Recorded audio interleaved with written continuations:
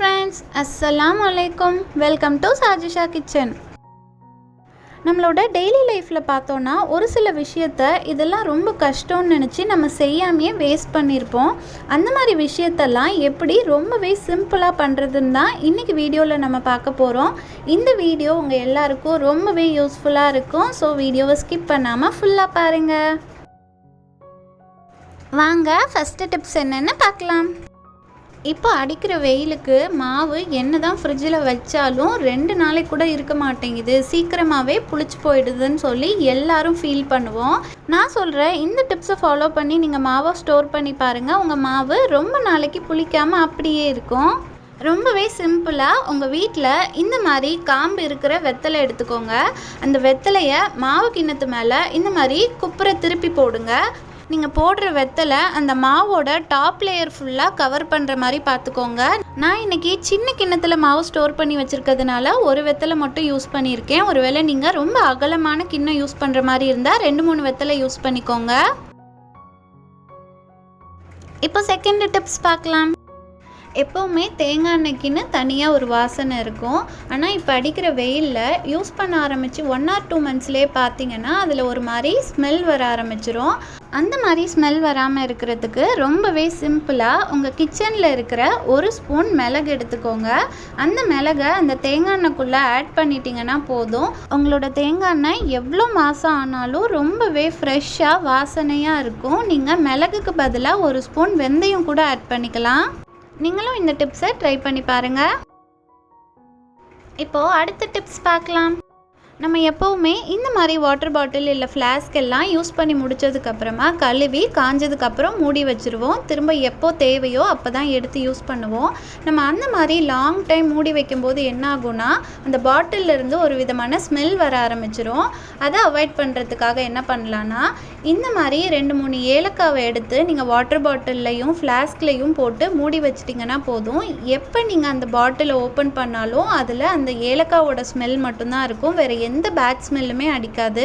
அதுக்கப்புறம் நீங்கள் அதை ஒரு வாட்டி சும்மா மட்டும் அலசிட்டு யூஸ் பண்ண ஆரம்பிச்சிடலாம். நீங்கள் ஏலக்காய்க்கு பதிலாக கிராம்பு இல்லை ஜீரகம் கூட யூஸ் பண்ணலாம். இந்த டிப்ஸ் வாட்டர் பாட்டில் ஃப்ளாஸ்க்கு மட்டும் இல்லை, வேறு ஏதாவது டப்பாலாம் நீங்கள் லாங் டேர்ம் மூடி வைக்கிற மாதிரி இருந்தால் கூட அப்போவும் இந்த டிப்ஸை நீங்கள் ஃபாலோ பண்ணலாம். நல்லாவே ஒர்க் அவுட் ஆகும். இப்போது அடுத்த டிப்ஸ் பார்க்கலாம். எப்போவுமே நம்ம நார்மல் டீ போட்டு குடிக்கிறத விட அதில் கொஞ்சம் ஏலக்காய் போட்டு குடித்தோன்னா அதோடய ஃப்ளேவர் ரொம்பவே நல்லாயிருக்கும். பட் எவ்ரி டைம் நம்ம டீ போடும்போது ஏலக்காயை தட்டி போடுறதுக்கு நமக்கு கொஞ்சம் கஷ்டமாகவே இருக்கும். அதுக்காகவே நம்ம மோஸ்ட் ஆஃப் த டைம் ஏலக்காய் போடாமல் சும்மாவே டீ போட்டுருவோம். நான் சொல்ல போகிற இந்த சிம்பிள் டிப்ஸை நீங்கள் ஃபாலோ பண்ணிங்கன்னா கஷ்டமே இல்லாமல் டெய்லி நீங்கள் ஏலக்காய் டீ குடிக்கலாம். இந்த மாதிரி ஒரு 20 ஏலக்காவை நல்லா தட்டி எடுத்துக்கோங்க. அதை நீங்கள் டீ தூளோட ஆட் பண்ணி நல்லா மிக்ஸ் பண்ணி விட்டுட்டிங்கன்னா போதும்.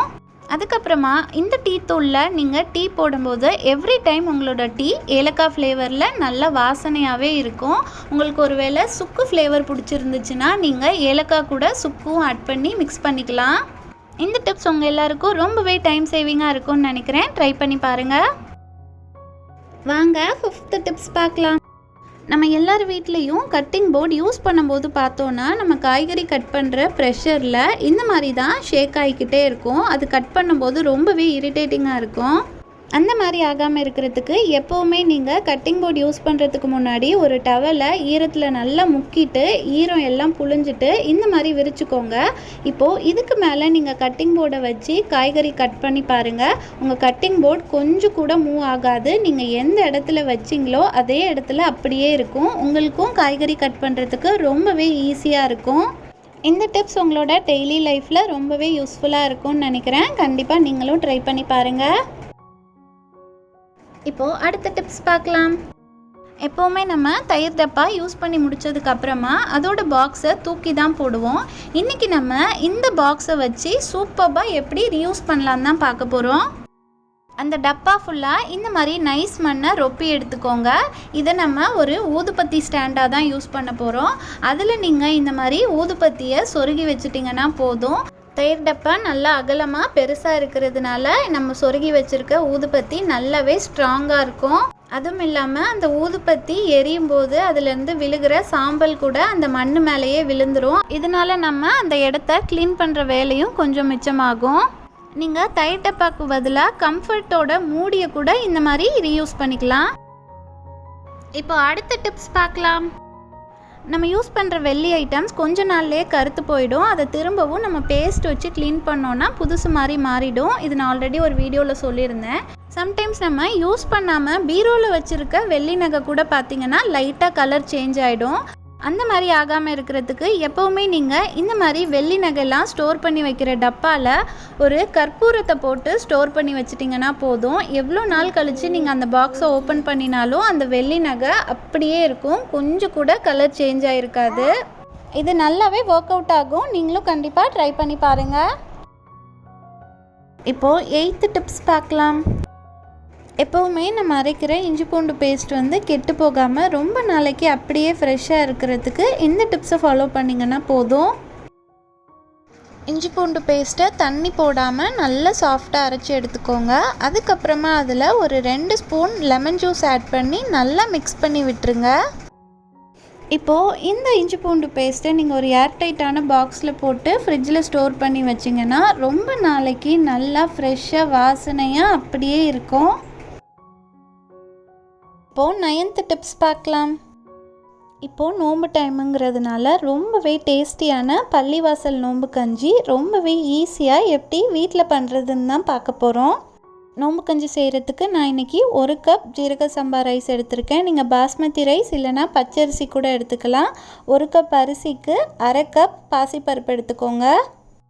இப்போது இதை நல்லா கழுவிட்டு ஒரு 15 to 20 மினிட்ஸ் தண்ணி ஊற்றி ஊற வச்சுருங்க. குக்கரில் 2 tablespoon oil, 2 tablespoon ghee add பண்ணிக்கலாம். அதில் 1 பட்டை, 3 கிராம்பு, 3 ஏலக்காய் ஆட் பண்ணிக்கலாம். அது கூடவே 1/2 ஸ்பூன் வெந்தயமும் 1 ஸ்பூன் ஜீரகமும் ஆட் பண்ணிக்கலாம். இப்போது இது எல்லாமே நல்லா பொரிஞ்சதுக்கப்புறமா ஒரு மீடியம் சைஸ் ஆனியனை கட் பண்ணி ஆட் பண்ணிக்கலாம். வெங்காயம் லைட் கோல்டன் ப்ரௌன் கலர் வர வரைக்கும் சாட்டே பண்ணுங்கள். அதுக்கப்புறமா ஒரு 2 ஸ்பூன் இஞ்சி பூண்டு பேஸ்ட் ஆட் பண்ணிக்கோங்க.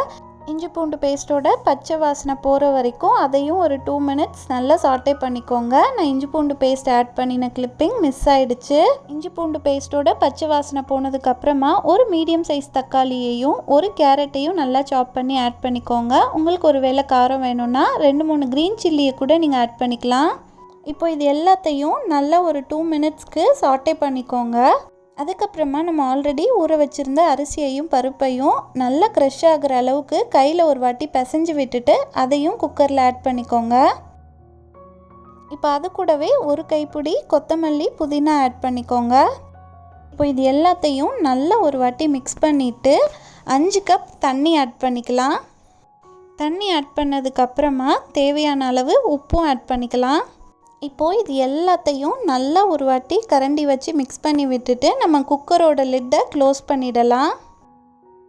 3 விசில் ஃபுல்லாக வந்ததுக்கப்புறமா ஸ்டீம் நல்லா ரிலீஸ் ஆனதுக்கப்புறமா நம்ம இப்போது குக்கரோட மூடியை ஓப்பன் பண்ணலாம். பாருங்கள், நம்மளோட அரிசியும் பருப்பும் நல்லா குழைவாக வெந்துருச்சு.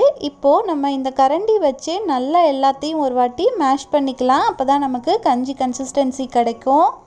மேஷ் பண்ணினதுக்கப்புறமா ஒரு 2 கப் தேங்காய் பால் ஆட் பண்ணி ஒரு வாட்டி மிக்ஸ் பண்ணிட்டீங்கன்னா போதும். ரொம்பவே டேஸ்டியான பள்ளிவாசல் நோன்பு கஞ்சி வீட்லேயே ரெடி ஆயிரும். இது பள்ளிவாசல் நோன்பு கஞ்சிங்கிறதுனால இதில் நம்ம எந்த மசாலா பவுடரும் ஆட் பண்ண மாட்டோம். அதனால இது இந்த கலரில் தான் இருக்கும். நான் இன்றைக்கி வெஜ் நோன்பு கஞ்சி பண்ணியிருக்கேன். நீங்கள் நான்வெஜ் பண்ணுற மாதிரி இருந்தீங்கன்னா கேரட்டுக்கு பதிலாக கொத்துக்கறி கூட ஆட் பண்ணிக்கலாம். இந்த நோன்பு கஞ்சி உங்கள் எல்லாருக்கும் பிடிச்சிருக்கோன்னு நினைக்கிறேன். கண்டிப்பாக நீங்களும் இதே மாதிரி ட்ரை பண்ணி பாருங்கள். ரொம்பவே டேஸ்டியாக இருக்கும். இப்போது அடுத்த டிப்ஸ் பார்க்கலாம். எப்போவுமே நம்ம மல்லிகை ஜாமானை இந்த மாதிரி தான் தனித்தனியாக டப்பாவில் கொட்டி வைப்போம். நம்ம யூஸ் பண்ண ஆரம்பித்து கொஞ்சம் மாதத்துலேயே நம்ம எக்ஸ்பைரி டேட்டை மறந்து போயிடுவோம். ஸோ அதுக்கப்புறம் நமக்கு டவுட் வந்துடும், எக்ஸ்பைரி இருக்குமா இல்லையா அப்படிங்கிற மாதிரி. அந்த மாதிரி ஆகாமல் இருக்கிறதுக்கு எப்போவுமே நீங்கள் புதுசாக ஒரு மல்லிகை ஜாமான் கொட்டி வச்சிங்கன்னா அந்த பேக்கெட்டில் இருக்க எக்ஸ்பைரி டேட்டை இந்த மாதிரி தனியாக கட் பண்ணி எடுத்துருங்க. அந்த எக்ஸ்பைரி டேட்டை இந்த மாதிரி நீங்கள் பாக்ஸோட மூடியில் ஒரு செலோ டேப் வச்சு ஒட்டிட்டிங்கன்னா போதும். எப்போல்லாம் நீங்கள் அந்த ஐட்டமை யூஸ் பண்ணுறீங்களோ அப்போல்லாம் உங்களுக்கு அதோட எக்ஸ்பைரி டேட் நல்லாவே தெரியும். ஸோ அதை பற்றின கன்ஃபியூஷன் வராது. இந்த டிப்ஸ் மல்லிகை ஜாமானுக்கு மட்டும் இல்லை, நீங்கள் ஸ்நாக்ஸ் ஐட்டம் கொட்டி வைக்கிற டப்பாலையும் இந்த மாதிரி எக்ஸ்பைரி டேட்டை ஒட்டி வச்சுக்கலாம். நான் சொன்ன இந்த டிப்ஸ் எல்லாமே உங்களோட டெய்லி லைஃப்பில் கண்டிப்பாக யூஸ் ஆகும். இந்த வீடியோ உங்கள் எல்லாருக்கும் ரொம்பவே யூஸ்ஃபுல்லாக இருந்திருக்கும்னு நினைக்கிறேன். இந்த வீடியோ உங்களுக்கு பிடிச்சிருந்தா வீடியோ லைக் பண்ணுங்கள், உங்கள் ஃப்ரெண்ட்ஸ் அண்ட் ஃபேமிலி மெம்பர்ஸ்க்கும் ஷேர் பண்ணுங்கள். மறக்காமல் சஜிஷா கிச்சனுக்கும் சப்ஸ்கிரைப் பண்ணிவிடுங்க. அப்போ தான் நான் போடுற புது வீடியோஸோட நோட்டிஃபிகேஷன் உடனே உங்களுக்கு வரும். Thank you all so much for வாட்சிங். அடுத்து ஒரு சூப்பர்பான வீடியோவில் மீட் பண்ணலாம். அன்டில் தென், அஸ்ஸலாமு அலைக்கும்.